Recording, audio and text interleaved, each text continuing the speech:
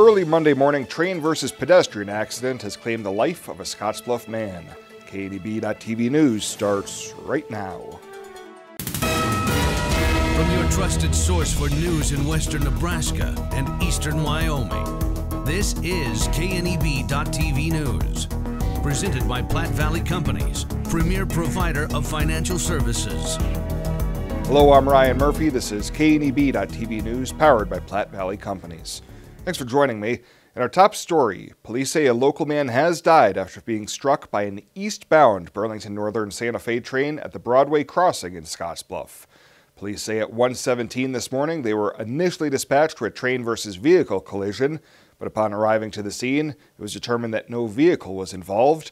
The investigation found that a southbound pedestrian had been struck by an eastbound BNSF train. The victim, 29-year-old David Soundsleeper of Scottsbluff, was deceased when police arrived. The investigation found that the train crossing arms and audible horns were functioning properly at the time of the incident. The railroad crossings of West 20th, Broadway, and 5th Avenue were closed for approximately 2.5 hours while the investigation was completed. Scottsbluff Fire and Valley Ambulance also responded to the scene.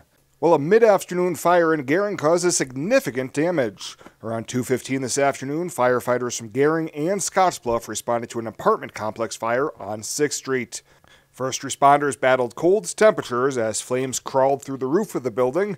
The east side of the apartment unit sustained significant damage visible from the street. Assisting with the blaze were Gering Police, Valley Ambulance, and Gering Public Works and departments to take care of utilities. No word as of broadcast time of the amount of residents who lived in the apartment complex, the cause of the fire, or the extent of the damage. We'll have the latest information on KNEB.com as it becomes available. Well, a 34-year-old Scottsbluff woman has been criminally charged after her newborn child died shortly after childbirth due to the mother's suspected use of methamphetamine. Court documents say Amanda Poirier has been charged with 1 count of permitting a child to contact methamphetamine. Court documents say police were dispatched to Regional West after a child passed away shortly after birth and the mother making suicidal statements. Officials say Poirier gave birth to the child only 14 weeks into her pregnancy and admitted to using methamphetamine the day before she gave birth. Authorities also noticed bruising in her arms consistent with injecting substances. A warrant for her arrest was issued on Friday, and she was scheduled to make her first appearance on the charge on Monday in Scottsbluff County Court. Well, coming up after the break, temperatures varied greatly across the Panhandle today. What does the full week forecast look like? Bill Boyer's got you covered right after this on KNEB.TV News. At Platte Valley Bank, we understand that you have a busy life, and that means you don't always have time to come to the bank. That's why we offer user-friendly online and mobile banking with features such as iPay, recurring transfers, and mobile deposit. So you can bank how you want, when you want to. Whether you prefer to bank in person, over the phone, or online, Platte Valley Bank makes it easy to take care of your finances.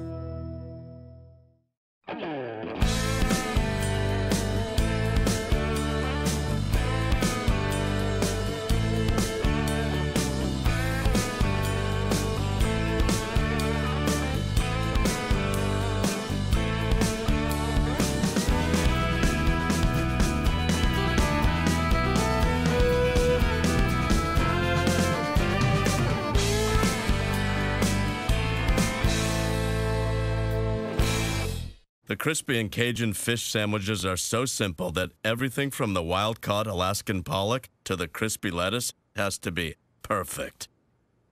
Twice. Arby's, we have the meats. For sandwiches. This is KNEB.TV weather from the Arby's Weather Center. Arby's, we have the meats. Well, we got a little bit to talk about here in the weather department, including tonight and then the next several days. Very active, very busy, and very interesting weather right now. Temps are going to fall into the teens. We've already been in the teens. We warm back up, then we'll fall back down. Maybe slowly rising temperatures possible here in the evening. Some fog late overnight into early tomorrow morning. Can't rule out a little freezing drizzle in there as well. So we'll have to pay attention to that overnight tonight into early tomorrow morning. We're on a temperature roller coaster. We've been there today. We're going to be there tomorrow. in the next couple of days before cold air returns for good by Friday for sure, if not Thursday. And it's going to be cold and active right on through the weekend. Hit 33 yesterday and a morning low of 6 degrees early this morning. Then we dropped back down to closer to there around lunchtime again as well. Nothing in the rain gauge, about 1/10 of an inch short of where we should be for this time of year. Boy, temps are tough right now, and they're all over the place. 30s here in the Front Range of Colorado up into the Cheyenne area. Teens in our area here in the North Platte River Valley. Below zero in Rapid City and other portions of South Dakota. They've all been below zero. Take a look here.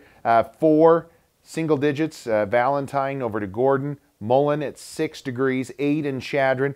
Here's temperatures right now in the teens, 13 in Torrington, 16 in Scottsbluff, back up to 32 in Kimball, 25 in Wheatland. Winds are out of the east-southeast, and they're blowing in at about 5 to 15 miles an hour, so wind chills are in the single digits or below zero in many locations, 10 below in Valentine, 13 below right now in Gordon, single digits above or below zero here in the North Platte River Valley, and warmer off to the south.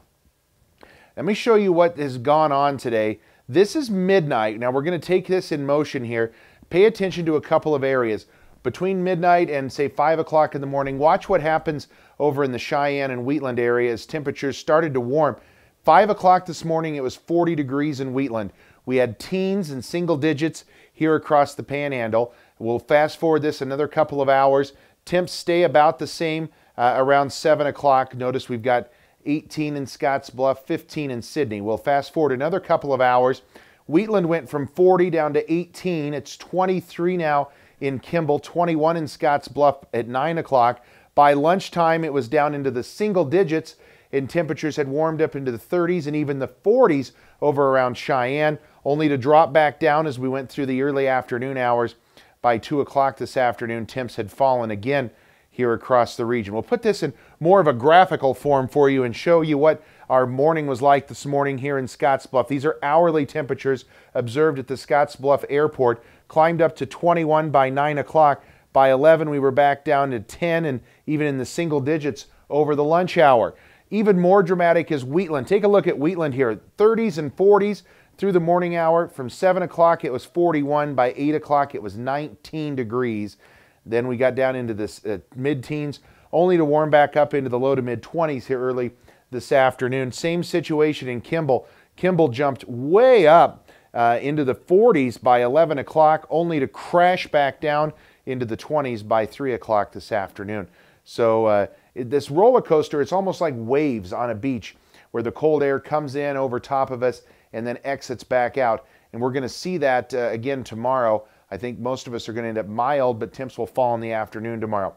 Probably going to be dealing with some fog around about 14 degrees in the morning. I don't think we'll see any snow, maybe a little freezing drizzle and some areas of fog out there. 48 our head-home temperature tomorrow. At least that's what we're tentatively putting things at. So here's the clouds tonight. We're going to see the clouds try to decrease a little bit, only to be brought back in the overnight hours, and some low clouds out there as well. And a cold night as temperatures are going to fall into the teens and single digits, but we were already colder than this earlier today. So really depending on where you're at, it could be below zero in some areas, that colder air entrenched off to our north. Tomorrow we're going to start the day cloudy with some low clouds and fog. That should burn off. We'll bring some sun in here through the afternoon hours, only to see the cold air here. It comes back in from the north and east, retreat across the region. We're going to drastically drop temperatures down overnight tomorrow from where we're going to end up with highs in the day tomorrow. Again, a very tough, tricky forecast here as we go through the next several days. But look at these high temperatures tomorrow. I think the warm air going to retreat enough that we could climb into the 30s around Gordon, 40s to near 50 for some of us tomorrow. Yeah, we could be in the low 50s in a few areas. 21 in Valentine as that cold air stays entrenched. And again, these aren't going to be all day. We may jump to these temperatures only to come crashing down as we go forward. So here's our forecast tonight. We're going to go with 13 degrees, patchy fog, freezing drizzle, and rising temps late tonight. Don't be surprised to see some fog out there and some freezing drizzle. It's not going to be overly widespread. Some morning fog tomorrow and freezing drizzle. Otherwise, partly cloudy skies. Warmer Temps maybe near 50 degrees before they fall in the afternoon hours tomorrow. And our 7-day forecast stays very active. Thursday will bring in some late day rain and snow. Rain first, then changing to snow as temps could get in the mid-40s on Thursday. 20s and flurries on Friday. And then look at the cold air come in for the weekend. Single digits above or below zero for lows and highs only in the teens with decent chances of snow Saturday, Sunday, and even some flurries sticking around on Monday. So a very active 7-day forecast as we go through the next 7 days here across the High Plains. The crispy and Cajun fish sandwiches are so simple that everything from the wild-caught Alaskan pollock to the crispy lettuce has to be perfect. Twice. Arby's, we have the meats. For sandwiches.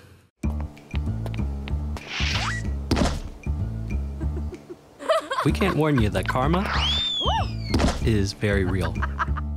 But we can bring you Temperature Tuesdays. Runza makes it all better. With Viero's entertainment trifecta package, never miss the big play. Work on becoming the new and improved you, or invite friends to compete in the game. Get the power of free. Get 2 new lines of HD Plus and internet service, and we will give you Sling TV, an Air TV player, and a big screen TV, all for free. Get the entertainment trifecta package today. Viero Wireless, keeping you connected to the content you love. Welcome back. 3 county attorneys from the Panhandle are among those seeking to become a county judge in western Nebraska. Morrill County Attorney Travis Rodak, Dual County Attorney Joel Jay, and Sheridan County Aaron Kahn have all submitted applications for appointment as county court judge in the 11th Judicial District. The primary bench for the vacancy is in North Platte, with the district covering 17 counties. Judge Michael Piccolo was appointed to the district court bench back in December. Now, other applicants for this post are Michael Nozica and Amanda Spikert, both of North Platte, and Mark Rafferty of Omaha. The Judicial Nominating Commission will meet on March 15th at the Lincoln County Courthouse to listen to all applicants and their credentials. Well, Firefighter Ministry has received a $500 donation from Western State Bank's Giving from the Heart program. The money will be used to assist those affected by fires or other disasters by providing help with housing, care packages, clothes, hygiene items, and more. Now, it's been a busy start of the 2019 calendar year, and Firefighter Ministry has been assisting with a higher than usual number of house fires across the Panhandle to start 2019. And the Nebraska State Patrol and Nebraska Department of Transportation closed Interstate 80 for nearly a full day due to numerous crashes and whiteout conditions in the eastern half of the state over the weekend. Following large crashes near York, Aurora, and Waverly mid-afternoon on Saturday, authorities started with closing the interstate between Gretna and Grand Island. Eventually, the closures stretched all the way west to Lexington in an effort to get vehicles off the roadway and relieve backups of hundreds of vehicles behind the most significant accidents. Well, straight ahead, Chris Cottrell will be in with a preview of all the high school basketball action coming up. He's got you covered right after this. The Mixing Bowl in Gering, serving breakfast and lunch every day using Grandma Ruth's recipes for 5 years. Stop for lunch and try a Cali Turkey BLT or one of our gourmet burgers. Have a homemade cabbage burger or butterball soup on Thursdays. Or try our weekend brunch and have cinnamon roll pancakes or the roasted duck Benedict. Stop by the Mixing Bowl on your way to work and grab a freshly baked muffin, Grebel, or Dana Kuga out of our bakery case and a specialty coffee made just for you. The Mixing Bowl, 1945 10th Street in Gering, bringing great food and great people together.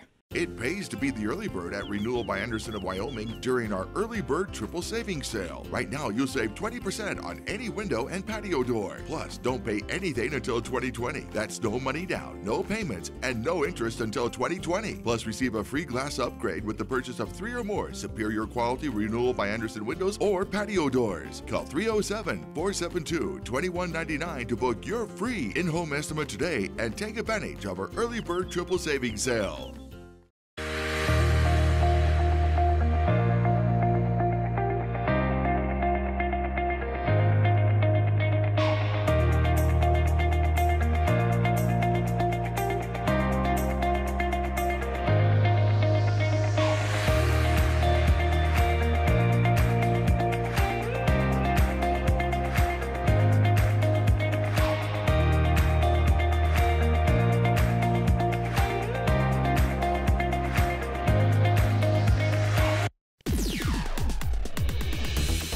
Now, sports from the Western Hearing Clinic Sports Desk. Western Hearing Clinic, the Panhandle's choice for better hearing, helping you hear what matters most. Well, let's get to this high school basketball preview for this afternoon and tonight. 3 big district finals with berths to the state tournament on the line. We'll start with the first game right out of the chute this afternoon, the B6 final, as Scottsbluff heads east to take on the Seward Blue Jays. Scottsbluff the 11th seed, and they've won a season best 7 straight games. I think our kids are prepared. Obviously, we'd have liked to be a little bit higher, but we did as much as we could to get ourselves in the best position possible at the end of the season. And our kids are prepared and they're ready to go play, and been one of our better weeks of practice, I think. A tall task to be sure for the Bearcats in this one. Literally a tall task. Seward's starting lineup, a mammoth 6'2", 6'4", 6'5", 6'7", and 6'7". Bring another 6'4" kid off the bench to play. So that was the first thing, is just their size, their length. I mean, they're long, athletic looking.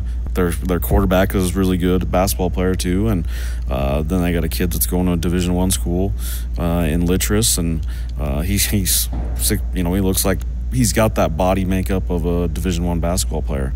Jeff Kelly has that broadcast starting at 3:15 on KNEB AM 960, 100.3 FM, and KNEB.com. Opening tip at 3:30. The second start time comes from Lexington High School, where it's the C1-4 final with the Mitchell Tigers taking on the North Bend Central Tigers. Mitchell lost this game as a really young squad a year ago to Ogallala. They've been playing their best basketball of the year here recently, led by that freshman junior guard tandem of Tyne and Reichert. They've won 9 of their last 11 since coming back from injury. Blake Tyne coming off the bench also averaging in double figures. North Bend Central's resume looks pretty outstanding. They're 22-3, and that includes a 10-point loss to Seward, Scottsbluff's opponent.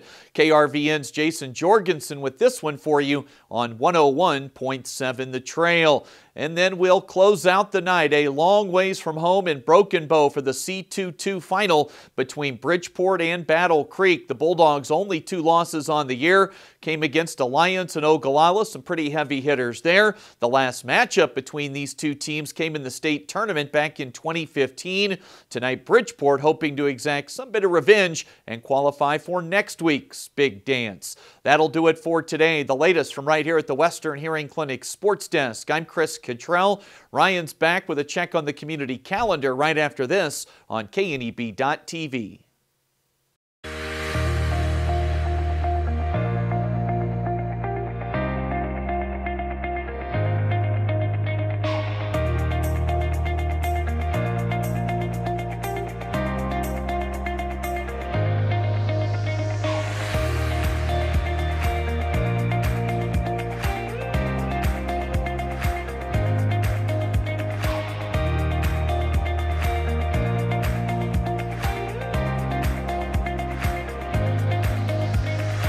Who is Hydrotex? Hydrotex manufactures and distributes high-performance lubricants and fuel improvers. We've been helping customers improve their operations for over 80 years with products made in the USA.